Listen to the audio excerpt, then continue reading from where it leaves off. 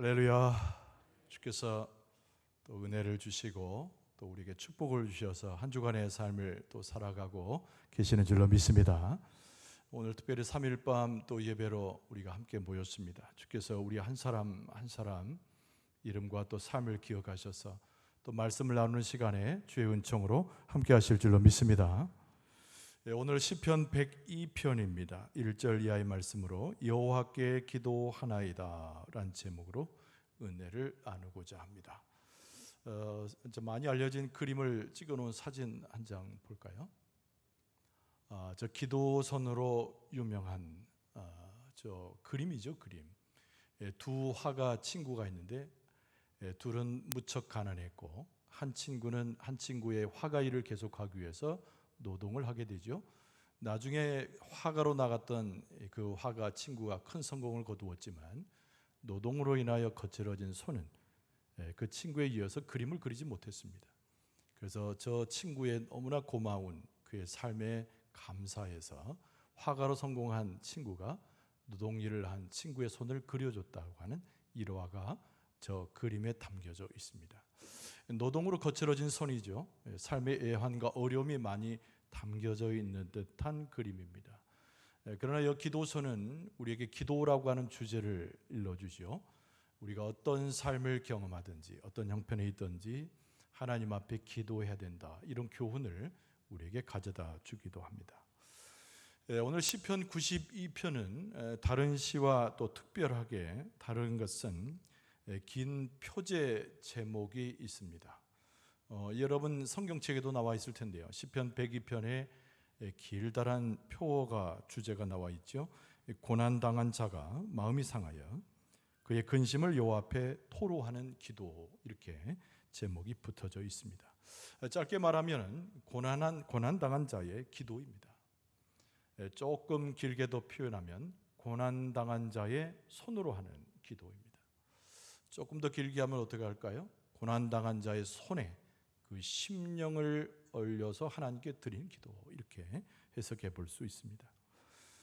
고난, 쉽게 피해갈 수 없는 우리의 삶의 굴곡의 한 부분입니다. 그러나 오늘 시인은 우리에게 무엇을 가르쳐 주는가요? 그 상황에 있을 때 기도의 손으로 하나님께 나아가라.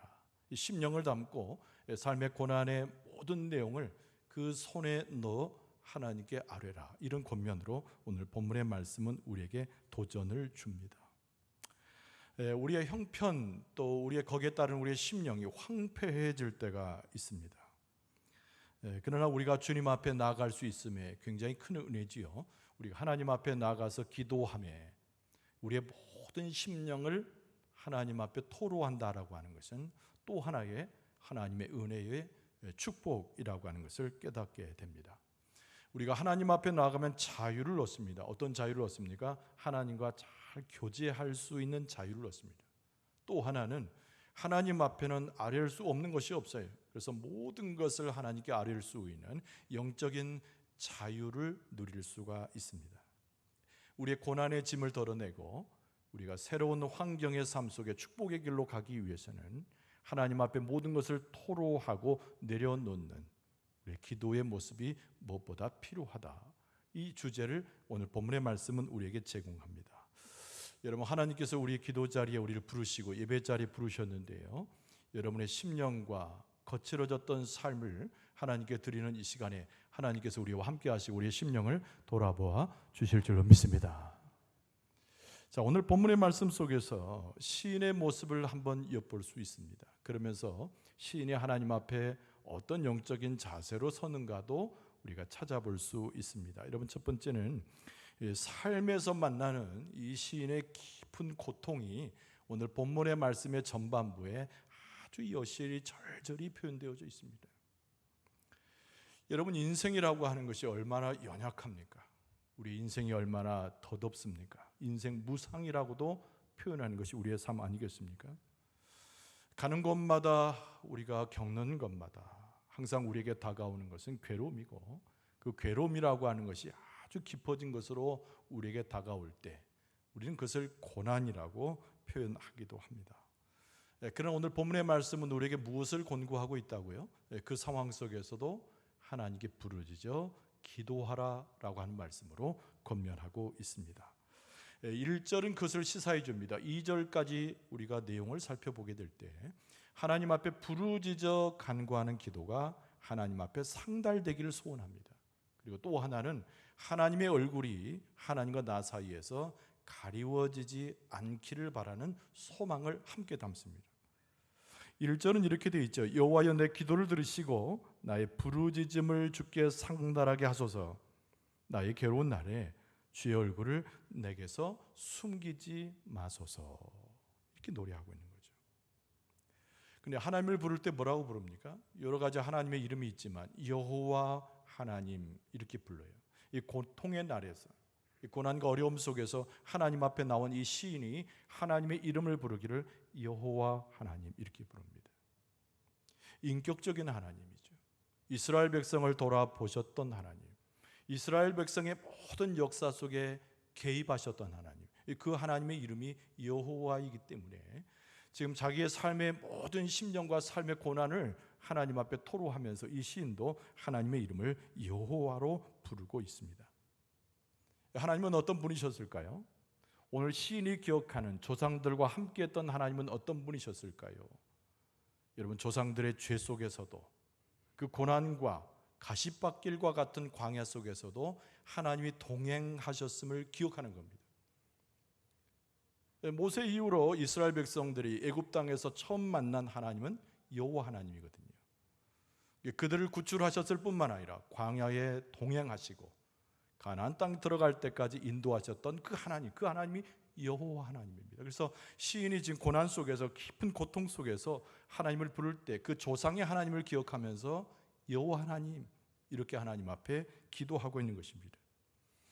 그러면서 자기의 고통과 어려움들을 하나님 앞에 다 드러내고 있습니다.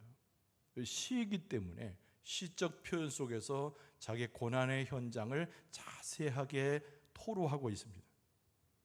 그러니까 이 시편의 이미지는 이 전반부에 나오는 시편에 나타난 이 사람의 심정은 고난 그 자체예요.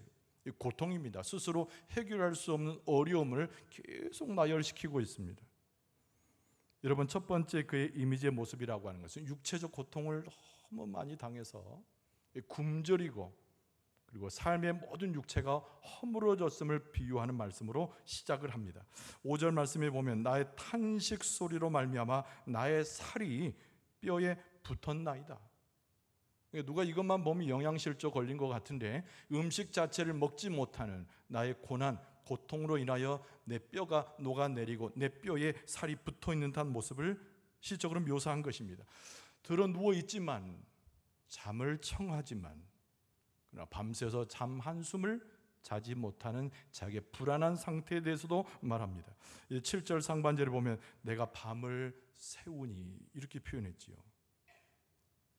수많은 적들이 에워쌌습니다. 나를 괴롭히는 사탄의 세력부터 시작해서 나를 힐난하고 비난하는 사람들이 주변에 있습니다. 근데 나는 힘이 없어요. 나는 지혜가 없고 그리고 그들을 대적할 만한 어떤 이유를 갖지 못합니다. 나는 불쌍한 존재라는 고백이 이어집니다. 이런 8절에 보면은 내 원수들이 종일 나를 비방하며 내게 대항하여 미칠 듯이 날뛰는 자들이 나를 가리켜 맹세하나이다 그랬어요. 내가 먹는 것은 죄를 빵으로 삼아서 먹는 것과 같고 내 흘리는 눈물은 아침 저녁으로 수일을 흘리는 눈물인데 그 눈물이 나의 유일한 음료가 되고 있습니다라고도 고백합니다. 여러분 9절에 보면은 나는 죄를 양식같이 먹으며 나는 눈물 섞인 물을 마셨나이다. 지금 시인의 상태를 뭘로 표현하냐면 절망 가운데 있다는 겁니다. 그래서 이걸 견디지 못해가지고 슬픔 속에 잠겨져 있는 자기의 심령과 영적인 상태를 그대로 하나님 앞에 토로하고 있는 겁니다. 시인의 삶은 너무 처참한 것이지요. 옴짝달싹 할 수 없는 그 환경에 내가 빠져 있음을 고백하고 있기 때문에. 그런데 이 시인이 가장 고통해하는 것이 무엇일까요? 오늘 본문의 말씀 상반절에 나오는 시인이 고백하고 있는 내게 여러 가지 모습 중에 제일 큰 고통이 있다, 그 원인이 있다, 이것을 말하고 있습니다. 다른 것이 아니라 내가 하나님 앞에 나아가는데 하나님께서 나를 진노하시기 때문이라고 하나님 앞에 아뢰고 있습니다. 오늘 본문의 말씀 10절에는 주의 분개와 주의 진노에 대해 설명합니다.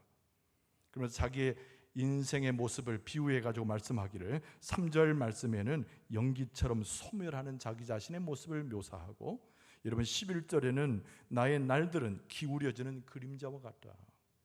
뭐뭐 하는 것 같은데 연기처럼 모든 것이 소득 없이 소멸되는 겁니다.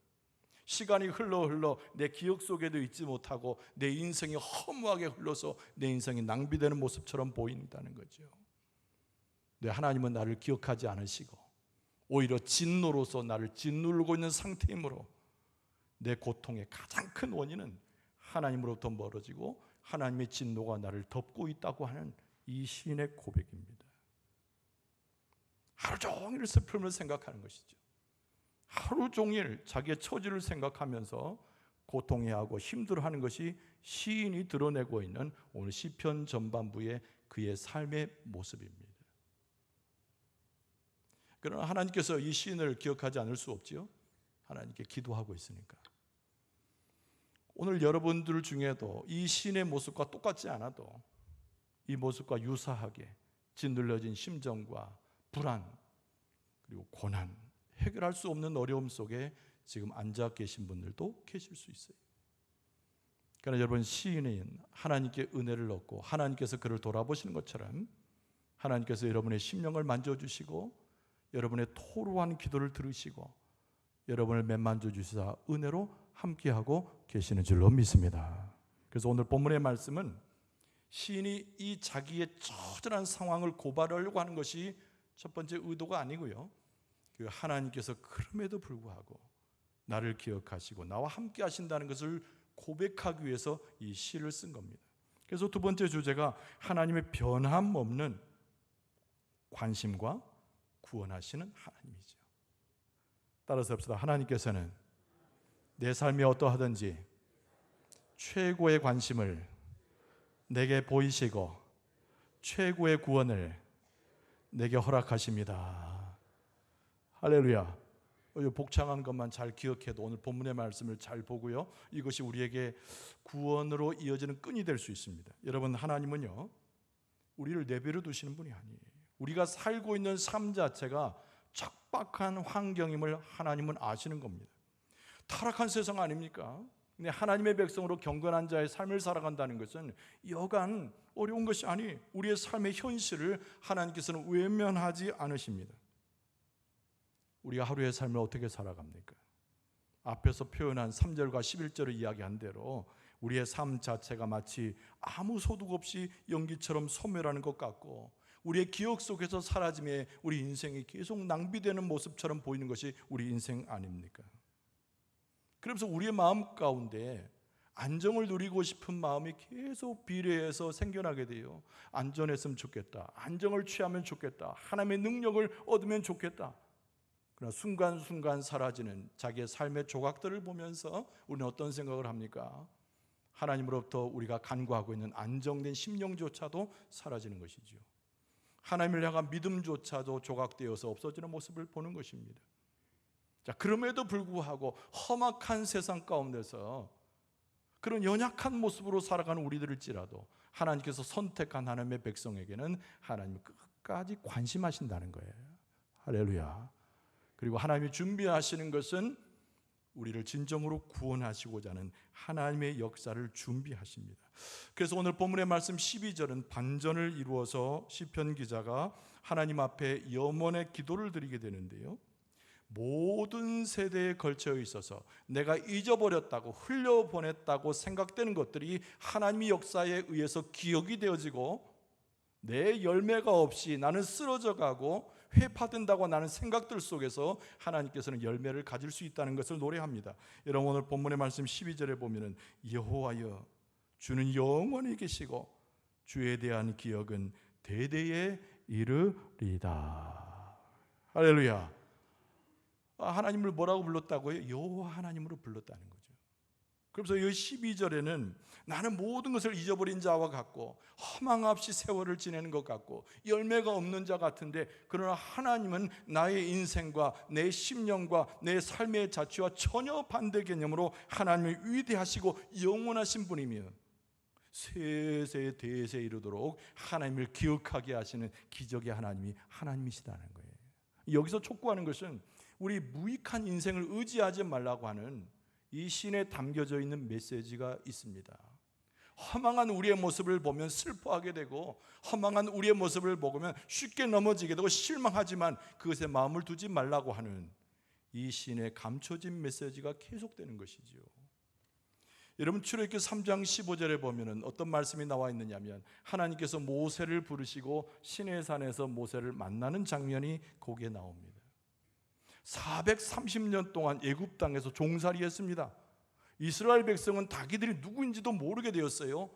종의 신분이 되어서 도대체 우리 하나님은 어디 계시는지 아무도 묻지 않는, 질문조차 할 수 없는 완전히 나락으로 떨어진 백성의 모습이 되었습니다. 그러나 하나님께서는 이스라엘 백성을 기억하셨지요.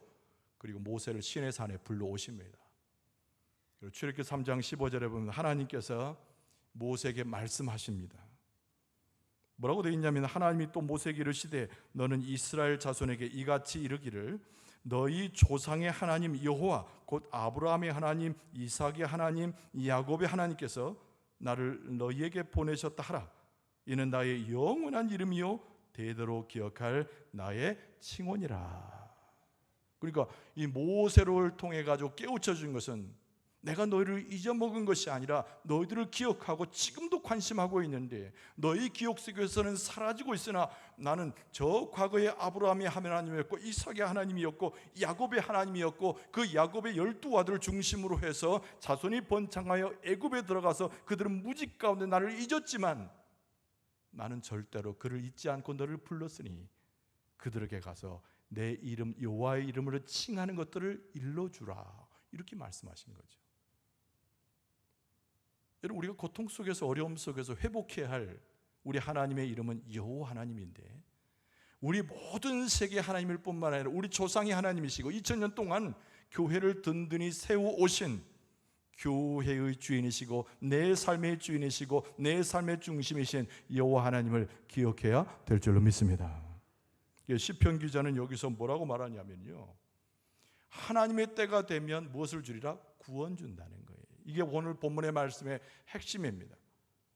우리 인생들이 다 쓰러지고 넘어지고 황폐해가지고 슬픔 속에 잠겨 있는데 우리가 스스로 무슨 구원을 얻을 수 있단 말입니까?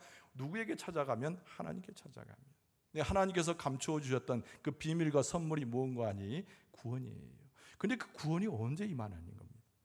오늘 본문의 말씀 가운데 13절에는 정한 기한, 이런 표현이 나옵니다. 말씀을 읽어드리면, 주께서 일어나사 시온을 긍휼히 여기시리니 지금은 그에게 은혜를 베푸실 때라, 정한 기한이 다가오미니이다. 할렐루야. 그러니까 위대하고 영원한 것은 사람에게 찾을 수 없으나 하나님께만 있는 것이고, 우리는 다 잊어먹고 허송세월을 보내지만 하나님은 되도록 그 역사 가운데 뚜렷한 발자취를 남기시는데, 구원을 주시는 분도 우리가 아니고 옆에 있는 사람도 아니고 그 어떤 실력자도 아니고 하나님이 구원을 주셔서 하나님의 때를 결정하시고 하나님의 방법을 결정하셔서 여호와 하나님을 기억하는 자 머리 위에 그 구원을 주시겠다는 말씀인 줄로 믿습니다. 우리는 성급해요. 우리는 판단하기 좋아합니다. 하나님의 역사를 재단하기 좋아합니다. 그러지 말라는 거죠. 그래서 여기 시인은 말합니다. 내 삶은 형편없이 떨어지고 내 삶은 황폐하게 되었으나 나는 여호와의 이름을 부르고 그 앞에 서 있는데, 하나님께서 구원의 메시지를 들려주는데 정한 기한, 이 표현을 사용하시고 있다는 겁니다. 여러분, 하나님께서 우리 한 사람 한 사람 불러주시고 가정을 회복시켜 주실 때에 우리는 마음이 급하고 생각이 없어서 어쩔 줄을 모르지만 하나님은 우리 가정을 꼭 기억하시고 관심을 가지셔서 하나님의 정하신 그 기한에 하나님의 방법으로 나와 우리 가정을 세워주실 줄로 믿습니다. 대단한 것이죠. 이게 하나님의 구원의 메시지인데 오늘 시인은 그것을 아는 겁니다. 여러분, 하나님의 정한 기한에 대한 이해는 성경에 많이 나옵니다. 하나님께서는 이스라엘 백성만이 아니라 이방 백성까지도 하나님의 때에 따라서 역사하시는데, 여러분 열왕기하 5장에 보면은 우리가 너무나 잘 아는 이야기가 거기 나옵니다. 그 이야기가 다른 것이 아닌 아람의 군대장이었던 나만의 이야기가 나와요. 나만 장군은 그 당시 큰 용사입니다. 엄청난 사람이죠. 그때 아람은 제국입니다. 이스라엘에 비하면 비교가 안 되는 큰 나라예요. 이 나만 장군이 용맹했고 전쟁에서 승리하고 부도 축적을 하고 벼슬도도 봤어요.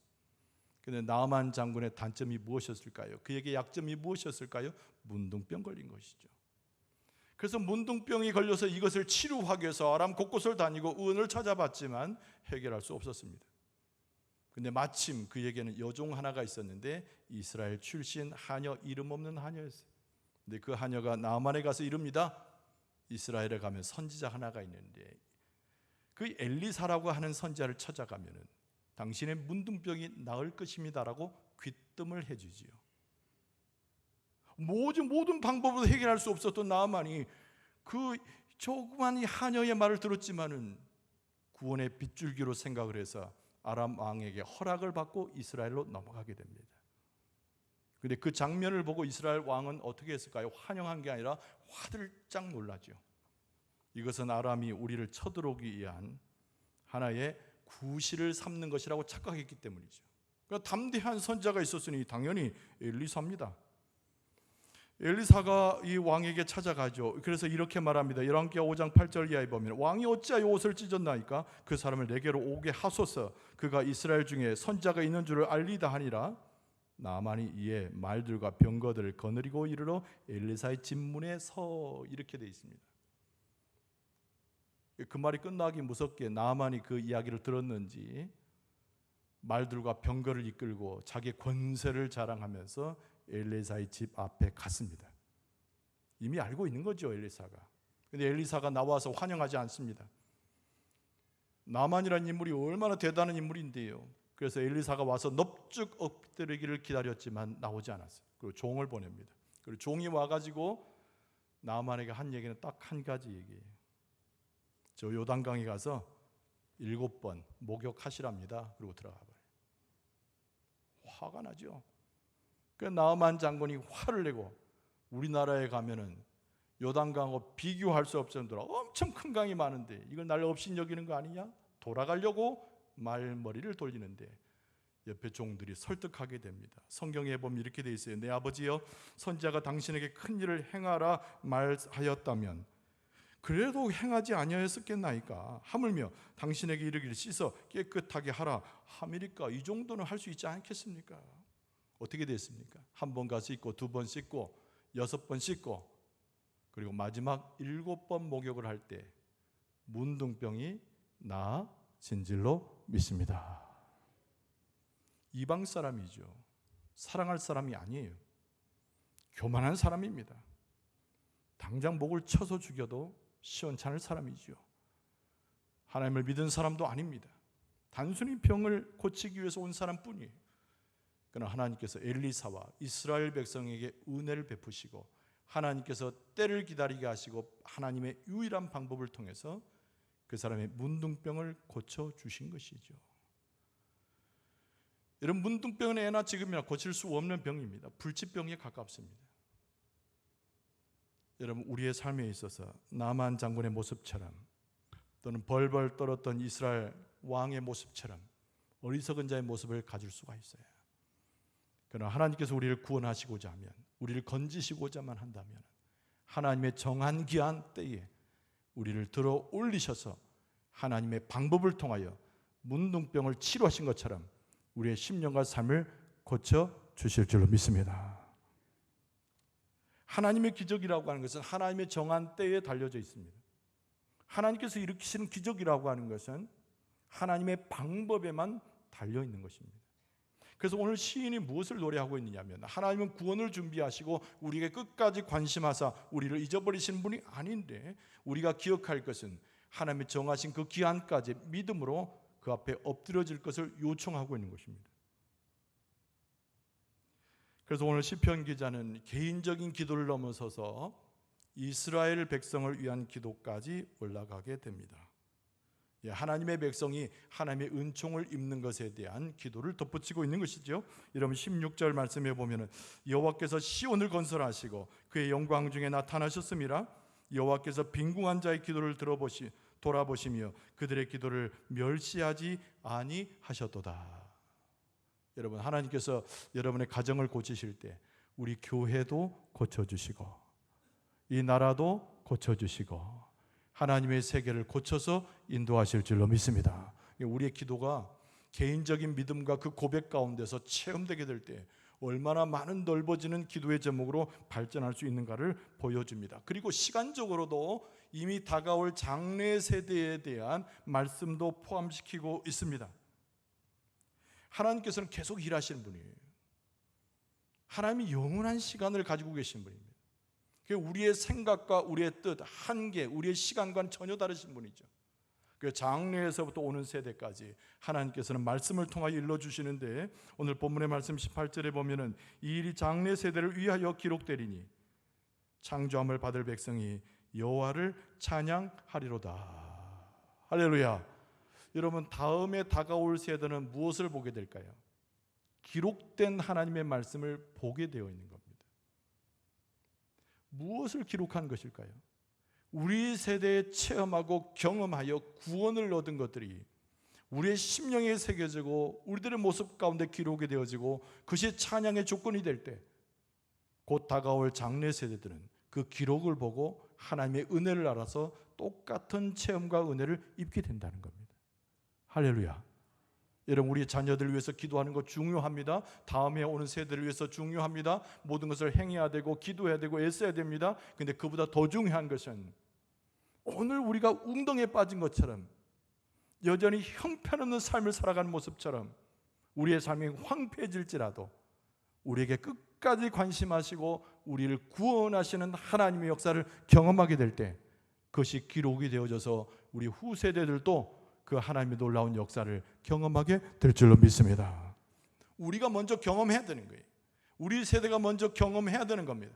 여러분, 우리 세대에 하나님께서 은혜를 주시되 여러분의 심령과 삶이 어떠한 형편이든지 하나님께서 의로운 손으로, 강력한 능력의 손으로 붙들어 주셔서 우리를 회복시키시고 낫게 하시고 싸매어 주시고 이렇게 세우셔서 기적을 일으켜 주실 줄로 믿습니다. 우리 세대가 경험을 해야 우리 다음 세대가 그것을 보고 하나님을 찬송하는 것이죠. 그래서 오늘 본문의 말씀 가운데는 하나님을 찬송할 것을 요청하면서 하나님의 역사 가운데 주 앞에 나가기를 우리에게 권면합니다. 28절 말씀에 보면은 주의 종들의 자손은 항상 안전히 거주하고 그의 후손은 주 앞에 굳게 서리다 하였도다. 할렐루야. 우리가 서로 찬송하자는 거예요. 할렐루야. 찬송합시다. 찬송합시다. 이렇게 서로 하라는 겁니다. 하나님의 역사를 증언합시다. 하나님의 역사를 증언합시다. 이렇게 서로 일하게 하라는 거예요. 하나님의 권세를 찬송하고 서로 대화하고 서로 격려해서 하나님의 역사를 노래하고 하나님의 놀라운 위대한 그런 일들이 우리 가운데 체험됐음을 고백하라고 마지막 절에 이 시는 우리에게 권고하고 있습니다. 우리는 하나님을 바라볼 때 어떤 마음으로 바라야 되냐? 경외심으로 바라봐야 돼요. 하나님의 역사를 미리 보고 하나님 앞에 감사함으로 나아갈 수 있어야 됩니다. 하나님은 우리 인생들과 같지 않으셔서 우리처럼 헤매는 분이 아니고 황폐한 분이 아니고 과거를 잊어버리거나 현재의 삶의 기적의 역사를 잊어버리신 분이 아니라는 겁니다. 하나님은 변함없이 영원하신 분이고 우리를 구원하시는 분이고 완전하신 분이고 하나님 우리의 찬양을 받기에 합당하신 여호와 하나님이신 줄로 믿습니다. 그 하나님을 찬송할 수 있기를 바랍니다. 그 하나님의 역사를 체험할 수 있기를 바랍니다. 하나님의 권세 가운데 나아갈 수 있기를 바랍니다. 하나님을 높이면서 나의 삶의 형편이 어떠하든지 여호와 하나님을 부르는 가운데 그 앞에 엎드려져서 주의 은혜를 경험하고 서로 하나님을 찬송하는 가운데 우리의 다음 세대까지 하나님의 축복을 경험할 수 있는 여러분과 저의 모습 되어줄 수 있기를 주의 이름으로